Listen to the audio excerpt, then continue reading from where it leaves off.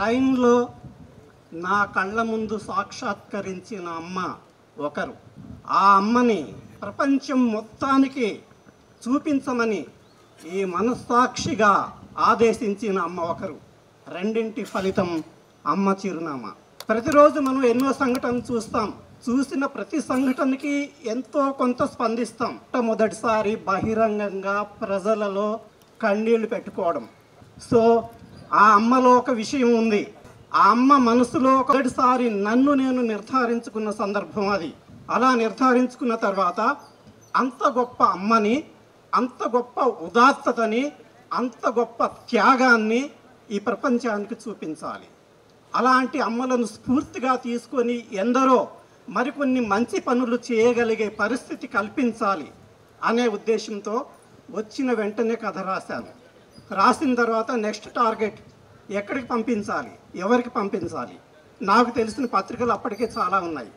ఏ పత్రికకు పంపించినా కొన్ని వందల మందికో వేల మందికో చేరొచ్చు. ఒక సాధారణ ప్రచురణగా ఒక పక్కన ఉండొచ్చు. కానీ అంత గొప్ప అమ్మ యొక్క చరిత్రని అంత తక్కువ మందికి పంపించడం నాకు ఇష్టం లేదు.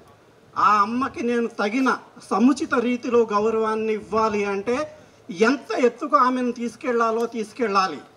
అందుకోసం సిద్ధమైన ఆ బాణాన్ని అలాగే అమ్ముల పొదిలో పెట్టుకున్నాను. నా దగ్గర బాణం లేదు. చూశాను.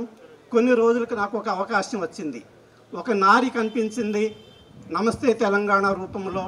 ఆ పక్కనే ఒక బాణం కల్పించింది ములకనూరు కథాపీఠం రూపంలో. బాణాన్ని తీశాను, ఆ విల్లును ఎక్కుపెట్టాను, లక్ష్యం ఛేదించాను.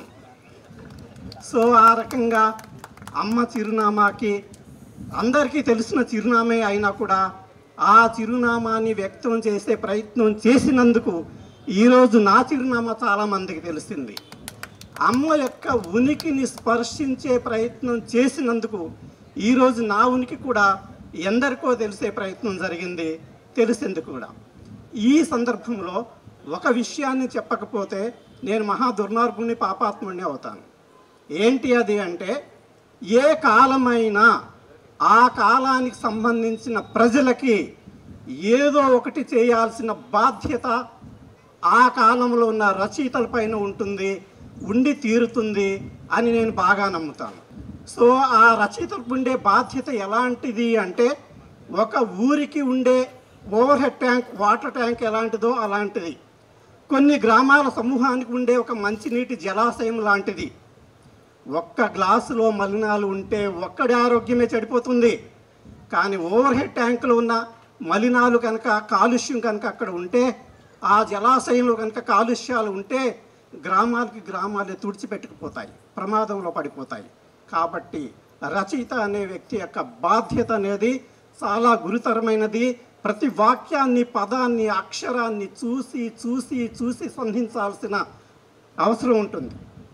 సో ఇలాంటి సందర్భంలో రచయిత దగ్గర మేధస్సు ఉన్నా, ప్రతిభ ఉన్నా, మంచి కథాంశం ఉన్నా అది ప్రజలకు చేరిపోతుందా అంటే నమ్మకం లేదు, చేరదు. మరేం చేయాలి? రచయితకి, చదివే వారికి మధ్య ఒక వారధి ఉండాలి. ఈ వారధి ఆ రోజుల్లో చాలా అద్భుతంగా ఉంది. అష్టదిగ్గజాలు అంత పేరు తెచ్చుకున్నా, నవరత్నాలు అంత పేరు తెచ్చుకున్నా, వారి వెనక వారి ప్రతిభతో పాటుగా శ్రీకృష్ణదేవరాయలు, మరికొంత రాజులు, కళాపోషకులు, రాజపోషకులు ఉన్నారనే విషయాన్ని మనం ఈ సందర్భంగా గుర్తు చేసుకోవాలి. అలాంటి రాజాశ్రయాన్ని కనుక కోల్పోయినట్లయితే అప్పుడేం జరిగిందో కూడా మనం చరిత్రలో చూసాం. ఒక శ్రీనాథుడినే తీసుకుంటే స్వర్ణ కంకణాలు, పట్టు వస్త్రాలు, గండ పెండేరాలు, గజారోహణాలు, పల్లకీ సేవలు ఇవన్నీ ఆయన అనుభవించాడు. కానీ ఆయనకు రాజాశ్రయం పోయిన మరుక్షణం పరిస్థితి ఏమైంది? దేవుణ్ణి సవాల్ చేసే పరిస్థితికి వచ్చేశాడు. పుల్ల సరోజ నేత్ర అలా పూతన చన్నుల చేదు త్రావి నాడల్లద వాగ్ని మృంగితి నటించును నిక్కిదవేమో తింత్రిని పల్లవ్యక్తమవు నుడుకు బత్సలి శాఖము జొన్న కూటితో మెల్లగా ఒక్క ముద్ద దిగమృంగుమా నీ పసకానన ఎడెను. అక్కడ నిజానికి ఆయన దేవుణ్ణి ఛాలెంజ్ చేయలేదు. ఆయన ఉన్న దుస్థితికి అది అర్థం పట్టింది. సో అలాంటి దుస్థితి ఎప్పుడొచ్చింది? రాజాశ్రయాన్ని కోల్పోయినప్పుడు. ప్రస్తుతం మనం అందరం చాలా అదృష్టవంతులం.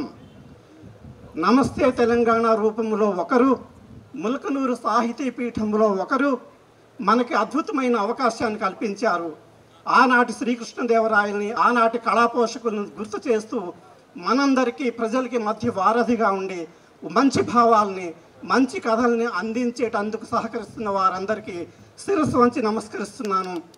ఈరోజు ఇక్కడ ఉద్దండులైన ఇంతమంది కవయిత్రులు, కవులు, రచయిత్రులు ఏర్పడి ఉండడం వల్ల, సమాగమై ఉండడం వల్ల ఇక్కడ ఏర్పడిన ఈ సరస్వతి నిలయానికి కూడా మరోసారి శిరస్సు వంచి నమస్కరిస్తూ, ఈ మహాయజ్ఞంలో మనందరికీ చేదోడు వాదోడుగా ఉన్నటువంటి శ్రీనివాసులు గారికి, తర్వాత చిల్లా శ్రీనివాసు గారికి, ప్రతి ఒక్కరికి, నా కథను ఆదరించిన వారికి, ఆశీర్వదించిన వారికి ధన్యవాదాలు తెలియజేస్తున్నాను.